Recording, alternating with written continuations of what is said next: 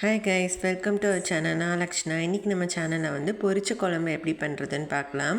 இதுக்கு வந்து தேவையான பொருட்கள் என்னென்னா, சின்ன வெங்காயம், மிளகாய், அப்புறம் வந்து 2 தக்காளி, அதுக்கப்புறம் வந்து முருங்கைக்காய் நான் கட் பண்ணி வச்சுருக்கேன். நீங்கள் வந்து உருளைக்கிழங்கு இந்த மாதிரி எதுனாலும் ஆப்ஷனாக நீங்கள் வந்து சேர்த்துக்கலாம்.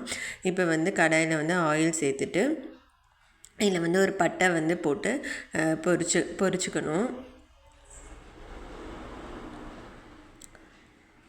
அதுக்கப்புறமா வந்து நம்ம கீறி வச்ச மிளகாய், அதுக்கப்புறம் சின்ன வெங்காயம், அதுக்கப்புறம் தக்காளி, முருங்கைக்காய் எல்லாம் போட்டு நம்ம வந்து நல்லா வதக்கிக்கலாம்.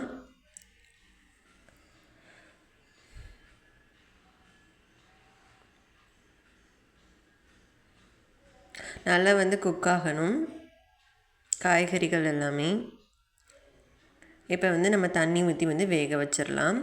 வேக வச்சுட்டு இப்போ இதுக்கு தேவையான மசாலா வந்து நம்ம அரைக்கணும். இதுக்கு வந்து வெள்ளைப்பூடு, அதுக்கப்புறம் வந்து ஒரு துண்டு இஞ்சி, அதுக்கப்புறம் தேங்காய் வந்து தேவையான அளவு,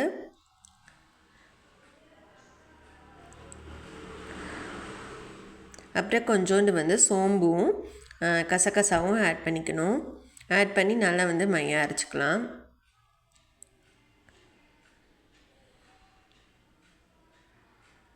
அரைச்சிட்டு இது நம்ம வந்து அந்த கொதிக்கிற வந்து காய்கறிகளோடு சேர்க்கணும். இப்போ இதுக்கு காரத்துக்கு தேவையான அளவு வந்து வத்தல் பொடி வந்து ஆட் பண்ணிக்கலாம். அதுக்கப்புறம் வந்து குழம்பு மிளகாய் தூள் வந்து ஆட் பண்ணிக்கலாம். இப்போ இந்த மசாலாலாம் ஆட் பண்ணிவிட்டு வந்து குழம்பு வந்து நல்லா வந்து கொதிக்கணும்.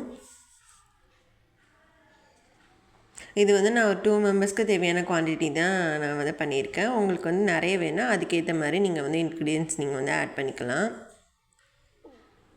ஸோ இது நல்லா குழம்பு கொதித்தது வந்து பொரிச்ச குழம்பு வந்து ரெடி ஆயிரும். நம்ம வந்து கொத்தமல்லி தழை, கருவேப்பிலை தூவி வந்து இறக்கிடலாம். அவ்வளோதான், ஒரு சிம்பிளான குழம்பு ரெசிபி தான். ட்ரை பண்ணி பாருங்கள். இந்த வீடியோ உங்களுக்கு பிடிச்சா மறக்காம சேனலை சப்ஸ்கிரைப் பண்ணுங்கள்.